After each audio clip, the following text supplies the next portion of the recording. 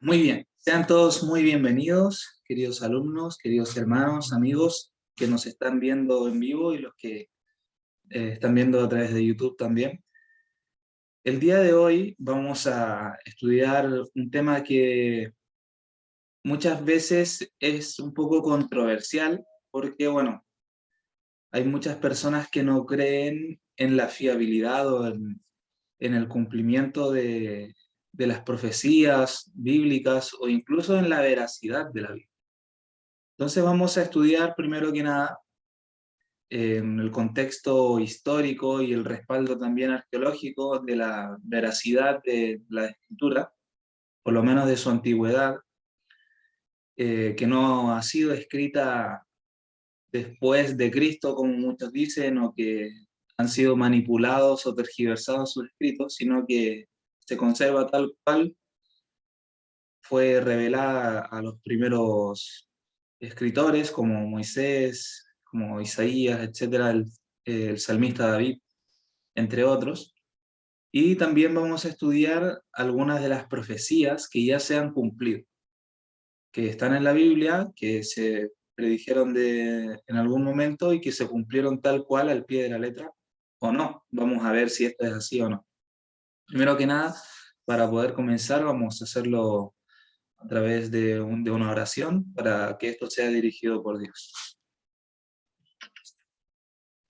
Padre bendito que estás en el cielo, santificado sea tu nombre, Señor. Estamos delante de tu presencia, invocándote, Señor, para que tu Santo Espíritu nos acompañe y acompañe a cada uno de los que están presentes aquí, Señor. Que tus ángeles también desciendan, Señor, que nos defiendan, que nos ayuden, Señor, a poder captar lo máximo de esto para poder compartirlo con otros también. Padre, te damos gracias por este día sábado y te rogamos que tú nos ayudes a mantenernos siempre juntos. En el nombre de Jesús. Amén.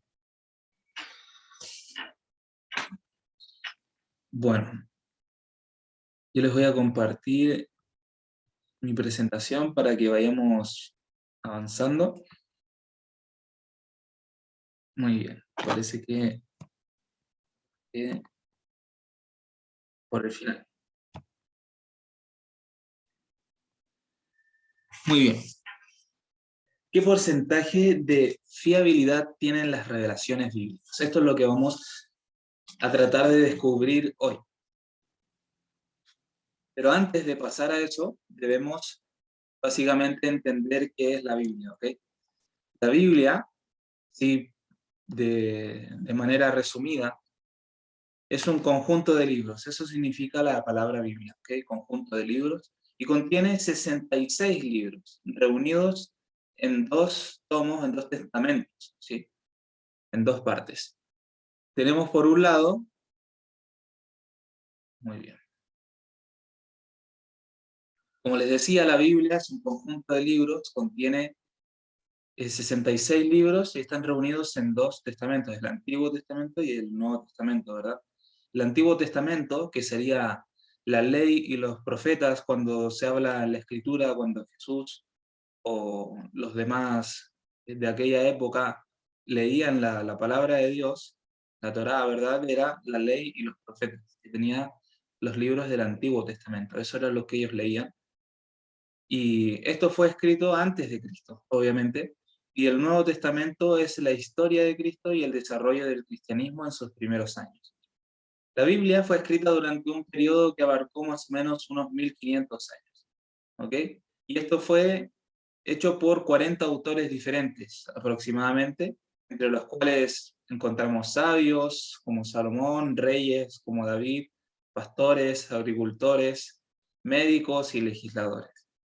Aunque no se conocieron entre ellos, unos a otros, ya que en su mayoría fueron atemporáneos, o sea que no, no vivieron juntos en la misma época, ninguno contradijo al anterior, no se contradicen entre sí, por lo tanto nosotros ya partiendo desde esa base tenemos una de las pruebas por las cuales creemos que la Biblia fue inspirada por Dios y no solamente fue escrita por hombres, sino porque ninguno contradice al que venía o al que estaba antes. Esto nos lleva a entender lo siguiente. Primero vamos a ver el tema de la historia. ¿De qué evidencias tenemos de que las revelaciones bíblicas, desde la primera hasta la última, han permanecido sin adulterar hasta el día de hoy? Porque sabemos que fue escrita originalmente en hebreo. Nosotros la tenemos en castellano, en inglés, alemán, en diferentes idiomas. ¿Cómo sabemos que la traducción de idiomas no ha sido adulterada en esencia, ¿verdad? Bueno, están los manuscritos o los rollos de Qumrán o los manuscritos del Mar Muerto, que son llamados así por haberse encontrado en unas cuevas que estaban situadas en Qumrán, en Cisjordania, a orillas del Mar Muerto. Y son una colección de 972 manuscritos. La mayoría de estos datan del año 250 a.C. al año 66 después de Cristo, antes de la destrucción del segundo templo de Jerusalén por los romanos en el año 70. Y aquí vamos a hacer una pausa para poder entender lo siguiente. En aquellos años se sabía que se iba a destruir el templo de Jerusalén, ¿verdad? Por las profecías bíblicas. Jesús mismo también lo había predicho, por lo tanto, algunos cristianos de aquella época escondieron estos escritos, estos rollos, para que no fueran destruidos, porque sabían lo que se venía. Porque hicieron caso a las profecías y a las palabras de Jesús. Entre estos manuscritos que se encontraron eh, en estas cuevas están los libros de la Tanaj o el Antiguo Testamento, incluida una versión más extensa del libro Primera de Samuel. Y se examinaron los textos y concuerdan con la gran mayoría de traducciones de la Biblia. ¿Por qué pongo la gran mayoría? Porque hay algunas traducciones de la Biblia, como son la nueva no, la traducción del Nuevo Mundo, que esta traducción de la palabra de Dios no es del todo exacta ni concreta, porque tiene varias cosas que han cambiado. Porque bueno, hay todo un tema de manipulación de estos textos para poder insertar otras doctrinas que no están en los escritos originales. Es muy sutil el trabajo que se ha hecho con esa traducción, que quizás en algún momento toquemos el tema y exponga la evidencia al respecto, pero una de las traducciones más aceptadas, conforme a los escritos que se encontraron en Qumrán, en Cisjordania, son la de Casiodoro de Reina y Cipriano de Valera en 1960. Eso sería en castellano, ¿verdad? En inglés, si no me equivoco, sería la King James. Bueno, los autores no se conocieron. ¿Cómo es que ninguno contradijo al anterior? Y esto lo vamos a responder con la palabra de Dios. La respuesta está en 2 de Timoteo, capítulo 3, versículos 16 y 17, donde nos dice: toda la escritura es inspirada por Dios.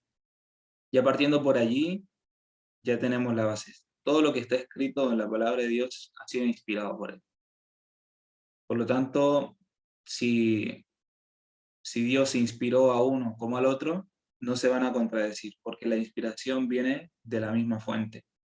Toda la escritura es inspirada por Dios y útil para enseñar, para redarguir, para corregir, para instruir en justicia, a fin de que el hombre de Dios sea perfecto, enteramente preparado para toda buena obra.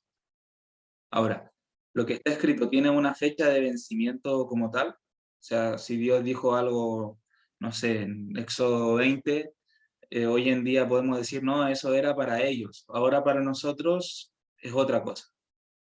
Vamos a ver qué es lo que nos dice la palabra de Dios. Isaías 48. Sécase la hierba, marchítase la flor, mas la palabra del Dios nuestro permanece para siempre. Por lo tanto, cuando Dios habla y dice algo, no se retracta, ¿sí? Porque no es hombre para que se arrepienta, ni hijo de hombre para que se retracte, ¿verdad? Muy bien, la Biblia es la voluntad de Dios para con nosotros, expresada en palabras, ¿verdad? Ahora, ¿puede cambiar esa voluntad de Dios de un momento para otro? Y fue en algún momento de una manera para nosotros hoy. ¿Va a ser otra la voluntad de Dios que la que fue ayer? Vamos a ver. Santiago 1:17. Toda buena dádiva y todo don perfecto desciende de lo alto del Padre de las luces, en el cual no hay mudanza ni sombra de variación. Tanto Dios no cambia. Esto lo leímos la semana pasada para poder comprender de que Dios sí obró de una manera en el pasado, ¿verdad? Anunciando antes de que sucedieran las cosas, anunciando el tiempo en el que iban a suceder para que cuando sucedieran estuviésemos preparados. Si eso ya lo hizo una vez, por lo tanto Él lo seguirá haciendo de la misma manera. Sobre todo, bueno, con el evento más importante que aún falta que se cumpla, que es su segunda venida. Ahora, otro texto bíblico, que ya nos vamos a ir adentrando en los textos proféticos para que vayamos dándole curso a este tema, está en Isaías 46, versículos 9 y 10. Yo les pongo aquí los versículos, si quieren los anota, es para ir dándole más agilidad a esto. Y nos dice así: acordaos de las cosas pasadas, desde los tiempos antiguos, porque yo soy Dios y no hay otro Dios, y no hay nada semejante a mí, que anuncio lo por venir desde el principio y desde la antigüedad lo que aún no era hecho, que digo, mi consejo permanecerá y haré todo lo que quiero. Aquí ya nos está anunciando y diciéndonos que, bueno, por un lado, desde el principio, o sea que desde el Génesis, ya nos estaba anunciando lo que iba a venir, ya nos lo estaba diciendo. Pero además también nos dice, mi consejo permanecerá y haré todo lo que quiero. Cuando Él habla algo y dice que algo va a suceder así, porque todo lo que sucede es porque Dios quiere que así suceda. Ahora, Hebreos 1:1 nos dice lo siguiente: Dios, habiendo hablado muchas veces, de muchas maneras en otro tiempo, a los padres por los profetas.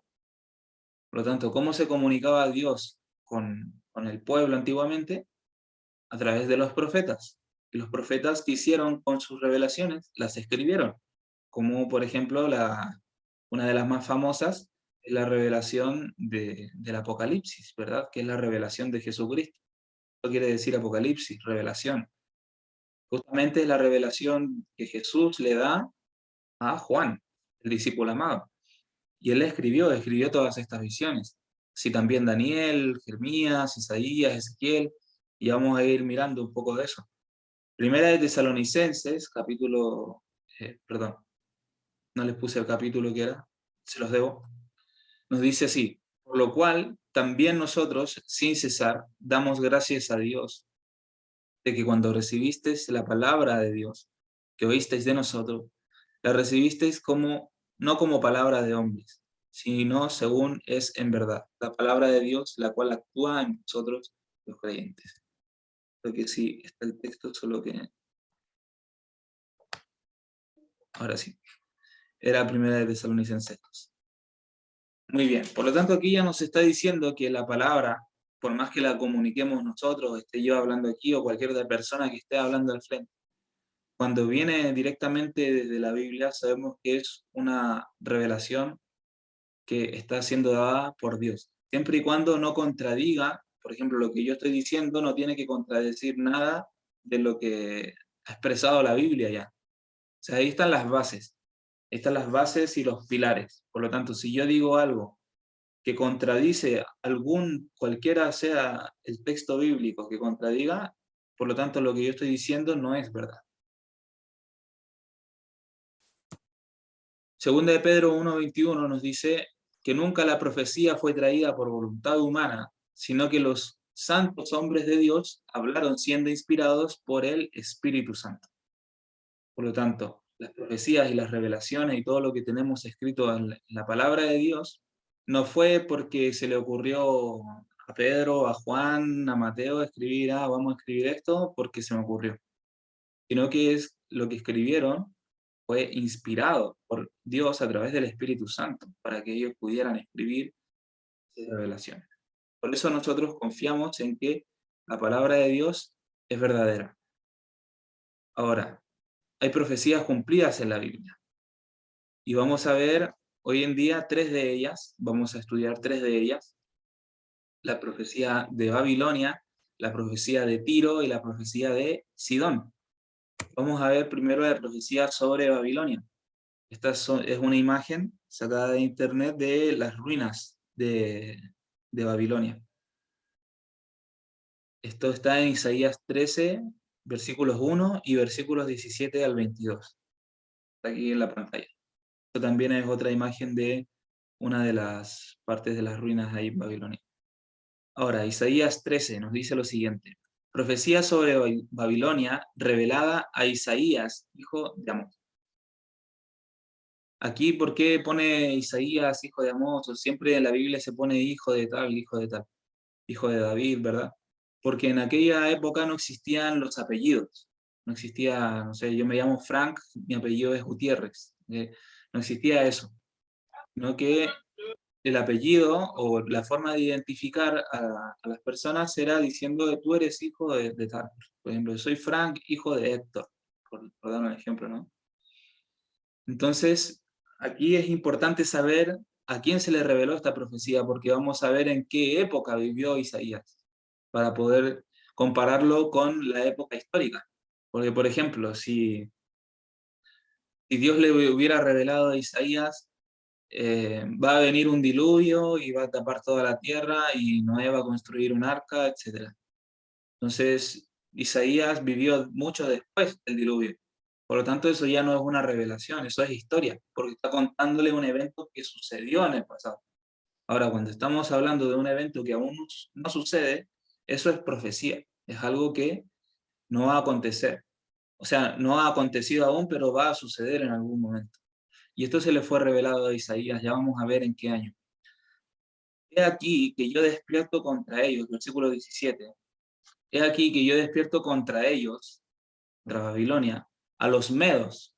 ¿Quiénes son los medos? Medo-Persia, ¿sí? El reino medo-persa. Que no se ocuparán de la plata ni codiciarán oro. Con arco tirarán a los niños, y no tendrán misericordia del fruto del vientre, ni su ojo perdonará a los hijos.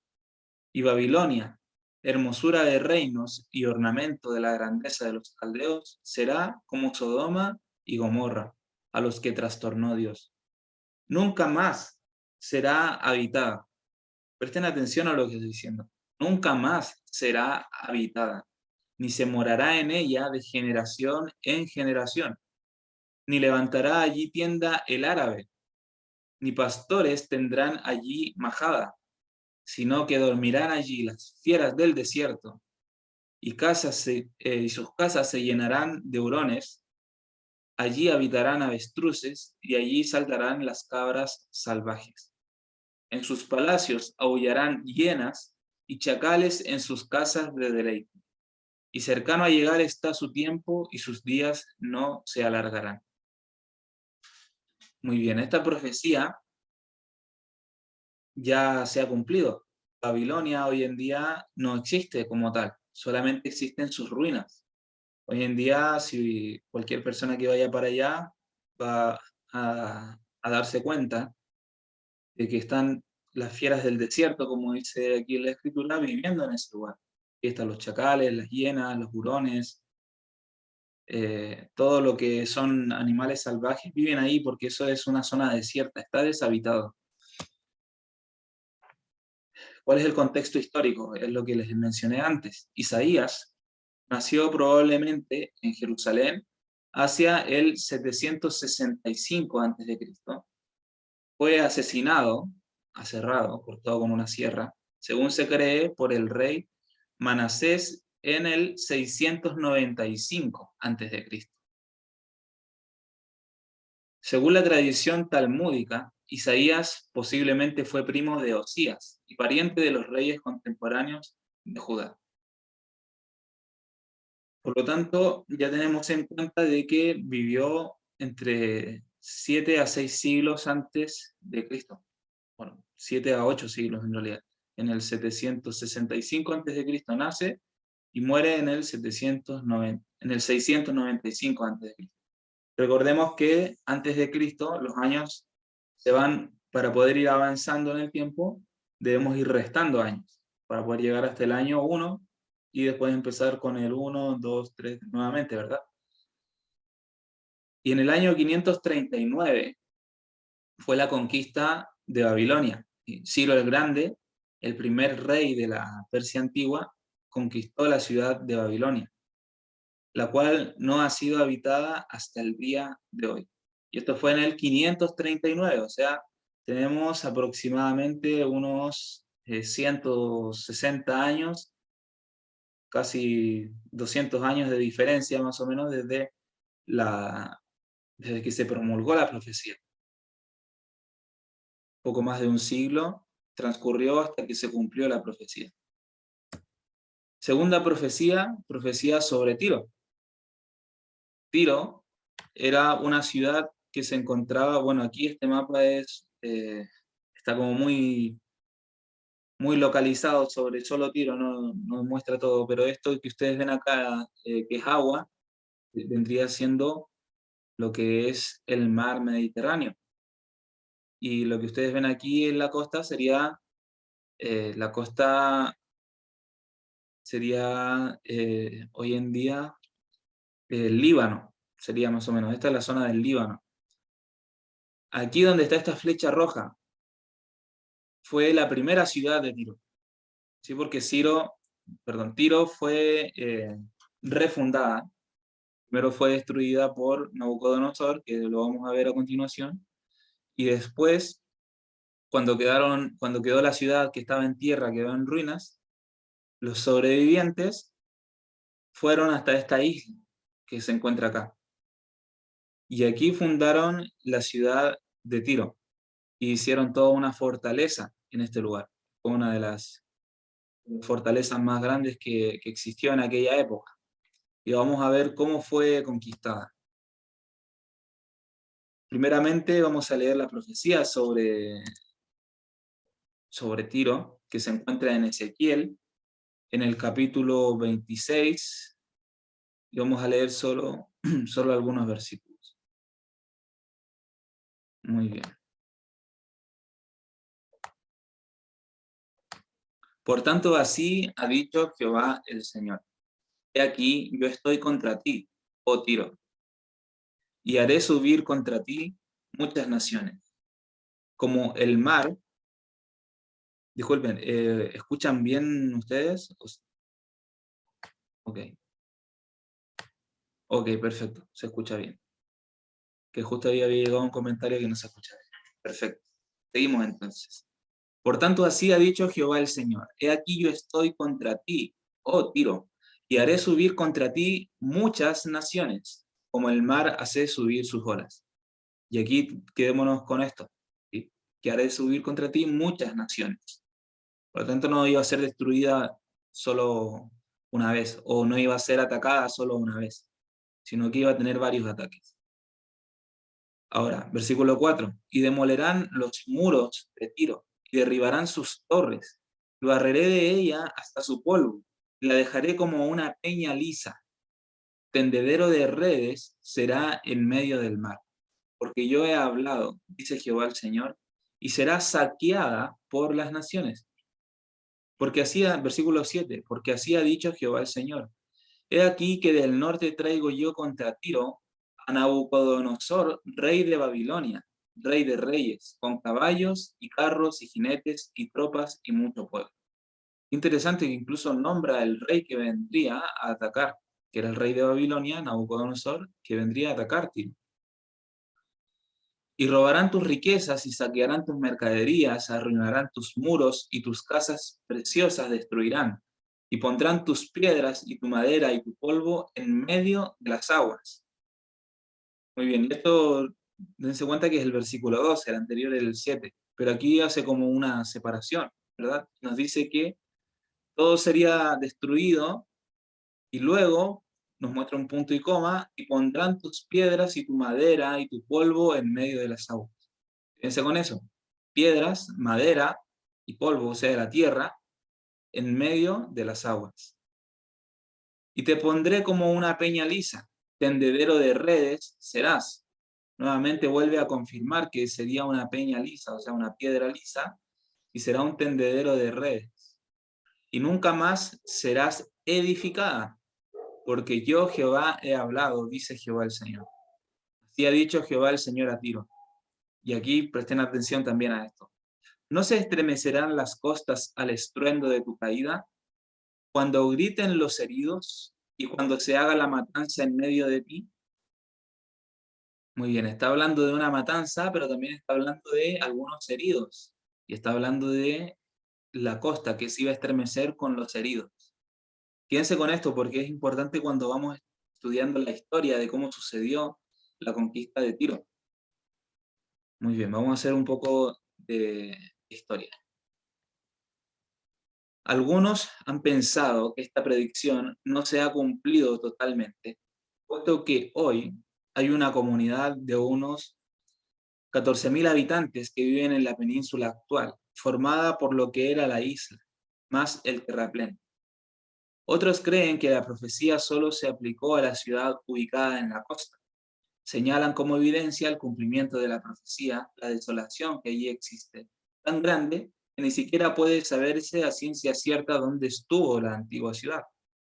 Por otra parte, es necesario comprender que aunque hubiera una ciudad en el sitio de la antigua ciudad en la costa, aún así la profecía de Ezequiel se ha cumplido. La profecía de Ezequiel fue pronunciada contra Tiro tal cual era en tiempos del profeta, una ciudad culta y esplendorosa. Y aquí nosotros podemos ver la actual Tiro. Si ustedes ven, aquí hay una parte que está casi deshabitada, ¿verdad? Y aquí hay otra parte que está construida. Aquí, bueno, es donde antes estaba todo el agua, vemos que está todo construido en esta zona y ya vamos a ver por qué. Y todo esto era la costa antigua. ¿Sí? Todo esto está construido, esto sería el actual Líbano, pero debemos tener en cuenta que donde dice que nunca más será,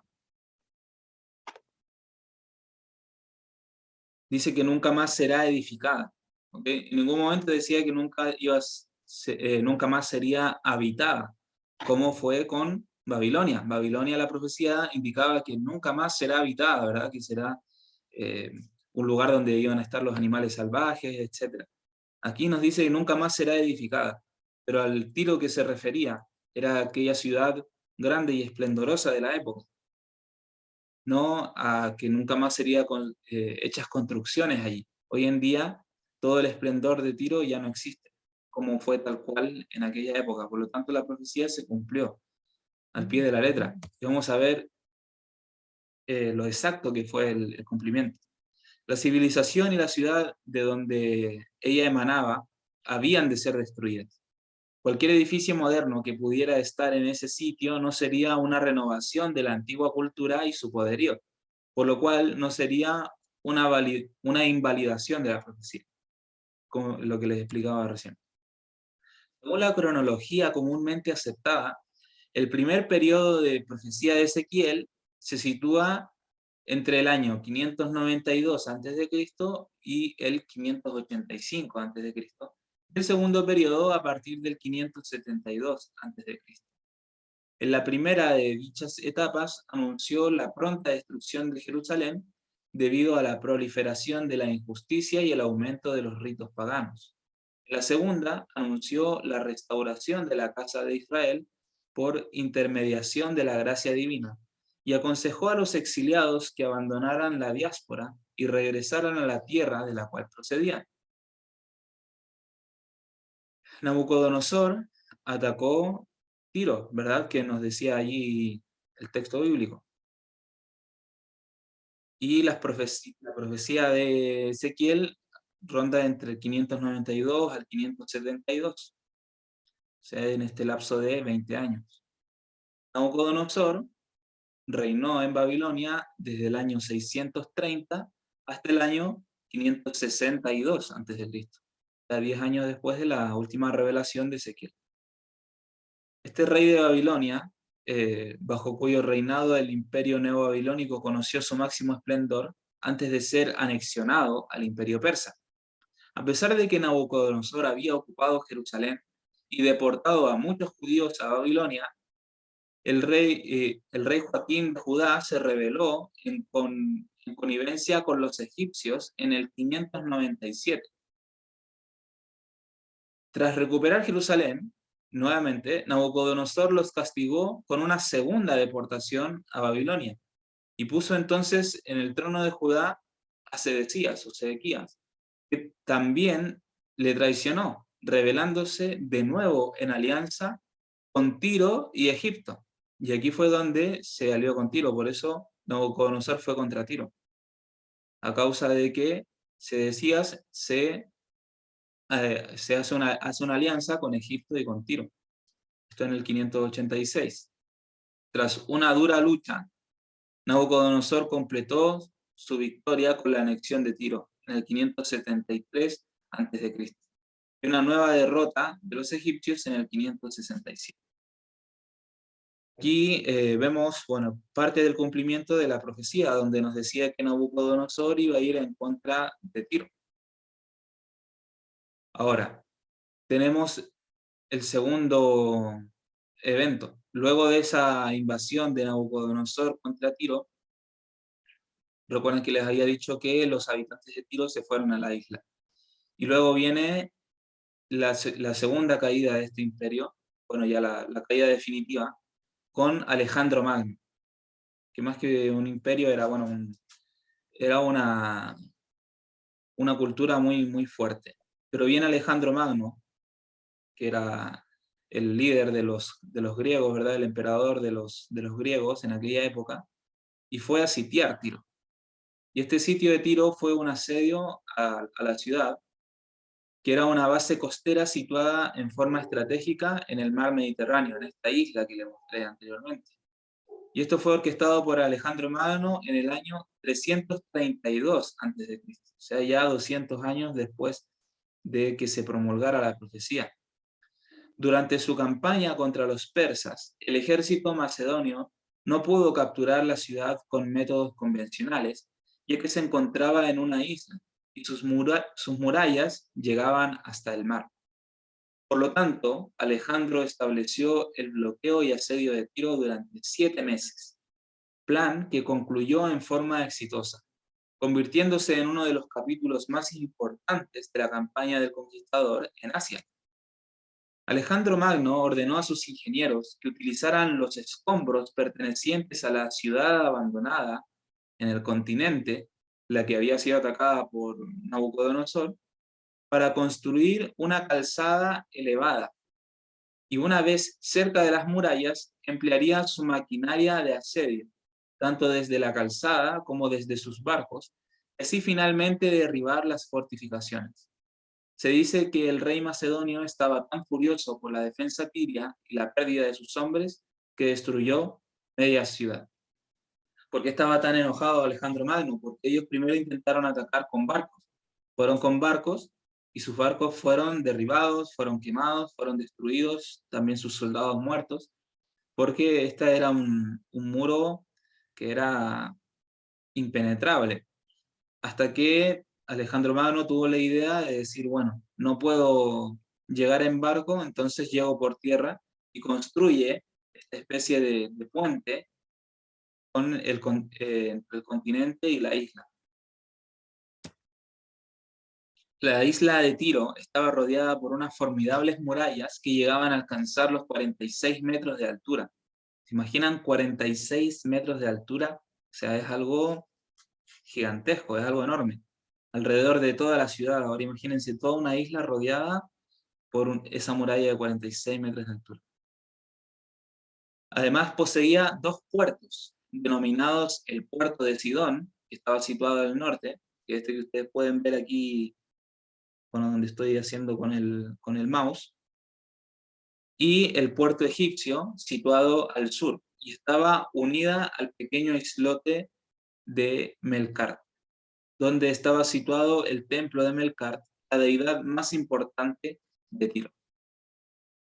El primer gran asedio de Tiro lo realizaron las tropas babilónicas del rey Nabucodonosor, quienes tuvieron que esperar 13 años para firmar la paz con la ciudad en el 574 a.C.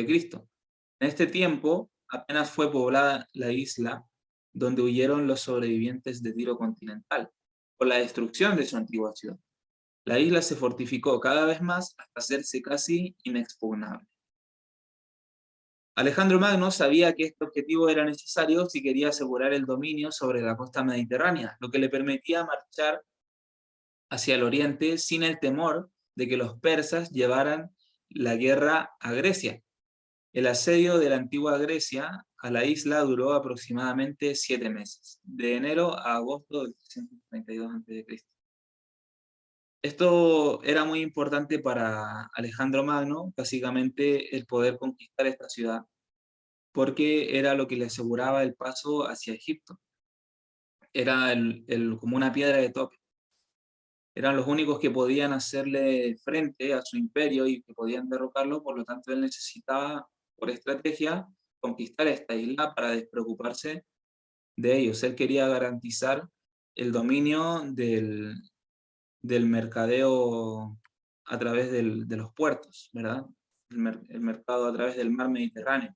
Y él quería tener el 100% del poder sobre esto. Y bueno, en ese momento la ciudad fenicia de Tiro eran bastante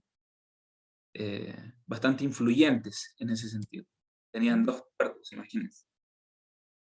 Tiro controlaba el mar con su flota, y la única manera de aproximarse a la isla era atravesándola.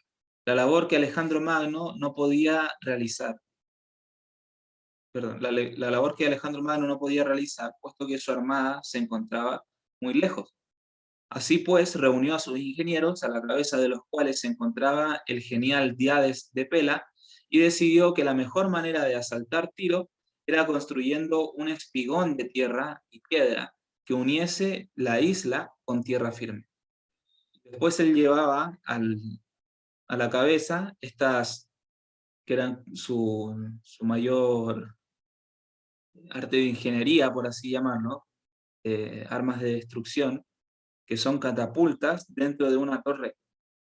Catapultas que lanzaban lanzas, valga la redundancia, y con estas destruyó los muros de Tiro. Ahora así es como se veía en la época. Aquí les vuelvo a mostrar este mapa. Este fue el dique que construyó Alejandro Magno para poder llegar hasta la ciudad. Alejandro Magno se procuró miles de auxiliares civiles y comenzaron las labores de construcción. Para ello, se demolió por completo la ciudad vieja de Tiro, arrojando las toneladas de escombros al mar. Recordamos, como decía la profecía bíblica, antes de que esto aconteciera, que ¿qué iba a suceder con Tiro? Que tus piedras, tu polvo y tu madera serán arrojados en medio de las aguas y serán puestos como una peña lisa, así tal cual como se construyó este dique, cumpliendo a 100% la profecía. El asedio de Tiro fue muy sangriento. Según Arriano, solo murieron 400 macedonios, frente a los 8.000 tirios que perdieron la vida en la defensa de su ciudad. 2.000 tirios fueron crucificados a lo largo de kilómetros de playa, y 30.000 ciudadanos y extranjeros fueron convertidos en esclavos. Sin embargo, varios miles de tirios fueron recogidos y escondidos por la armada de la vecina ciudad de Sidón. Y esta imagen es de la ciudad actual de Tiro, justamente donde su principal fortaleza económica vendría siendo la pesca. Y se cumple la profecía donde decía que sería un tendedero de redes, donde nos dice que también, aquí les vuelvo a poner el versículo bíblico, el último versículo, el 15 ya al final, donde nos dice: no se estremecerán las costas al estruendo de tu caída cuando griten los heridos, cuando se haga la matanza en medio de ti. Y aquí nos dice el relato histórico que cerca de 2.000 tirios fueron crucificados a lo largo de la costa, de la playa. Por lo tanto, se cumple tal cual la profecía como estaba escrita en Ezequiel. Esto es algo tremendo. Bueno, hoy en día todavía están las ruinas de la ciudad de Tiro, en la parte sur de Tiro, todavía está toda esa zona inhabitada, están todas las ruinas allí. Realmente esa es la zona donde se utiliza para que ellos puedan tender o extender sus redes. Bueno, la verdad esto es aplastante para aquel que quiera decir de que la Biblia no dice la verdad o que no se cumplen sus profecías. A continuación, seguiremos con la profecía sobre Sidón, que se encuentra en Ezequiel 28, del versículo 20 al 23, y dice así: Vino a mí palabra de Jehová, diciendo, a Ezequiel, ¿verdad? Aquí está hablando Ezequiel: Hijo de hombre, pon tu rostro hacia Sidón, y profetiza contra ella, y dirás, así ha dicho Jehová el Señor, he aquí yo estoy contra ti, oh Sidón, y en medio de ti seré glorificado, y sabrán que yo soy Jehová, cuando haga en ella juicios, y ella me santifique. Enviaré a ella pestilencia y sangre en sus calles, y caerán muertos en medio de ella, con espada contra ella por todos lados, y sabrán que yo soy Jehová. Ahora, es importante recalcar aquí que no nos está diciendo nunca más será edificada, no nos está diciendo nunca más será habitada, que será puesta como un desierto. Aquí simplemente nos está anunciando acerca de la destrucción, la pestilencia y cómo iban a caer muertos por todos lados. Sidón fue una importante ciudad fenicia, fundada en la misma época de Tiro. Biblos, hoy Jebail, y Beritos, hoy Beirut, en el tercer milenio antes de Cristo, desarrolló un importante comercio marítimo y creó numerosas colonias a orillas del Mediterráneo, destruidas por el rey de Asiria, Asar-Hadón, en el 677 a.C. Por lo tanto, una ciudad que ya nos está diciendo que es bastante antigua, que viene de la época de los fenicios, y además también fue destruida en el año 677 por el rey de Asiria, pero luego fue reconstruida y pasa a manos del imperio persa en el 540. Y a partir de aquí se empieza a cumplir la profecía bíblica. No incluye el 677 porque recordamos que Ezequiel vivió, bueno, como se los había puesto aquí al principio, sitúa entre el año 592 al 572 a.C. Por lo tanto, la primera destrucción no abarca esta profecía, pero sí las siguientes, que son las que vamos a ver. Prospera desde el año 540 hasta entregarse a Alejandro Magno en el 333 a.C., se integra en el mundo greco-romano a partir de entonces. Muy bien. Y aquí vamos a leer un poco del comentario bíblico, donde nos habla sobre justamente lo que sucedió con Sidón. Después de la victoria parcial de Nabucodonosor sobre Tiro, Sidón se convirtió en el principal estado fenicio. En un momento fue Tiro, fue destruido por Nabucodonosor, el Tiro que estaba en el continente, se trasladaron hasta la isla, tiene que haber transcurrido años para que puedan construir toda esa fortaleza, esos grandes muros, etc. Mientras tanto, Sidón se convirtió en el principal estado fenicio. Y más tarde, Cambises puso la ciudad bajo la dominación persa. Esto fue en el 526 a.C. Y una rebelión ocurrida aproximadamente en el año 351 a.C. ocasionó la destrucción de la ciudad. Porque recordamos que estas ciudades fueron puestas por debajo de los imperios de la época. En aquel momento estaban bajo los persas, pasaron varios imperios. Imagínense, pasó Babilonia, pasó Medo-Persia, llegó hasta Grecia. Pasaron tres grandes imperios y estas ciudades, Tiro y Sidón, seguían estando allí, por lo tanto, tenían gran poderío en aquella época, lo cual no recuperaron. Por lo menos Tiro no recuperó su poderío, Babilonia tampoco, y Sidón tampoco.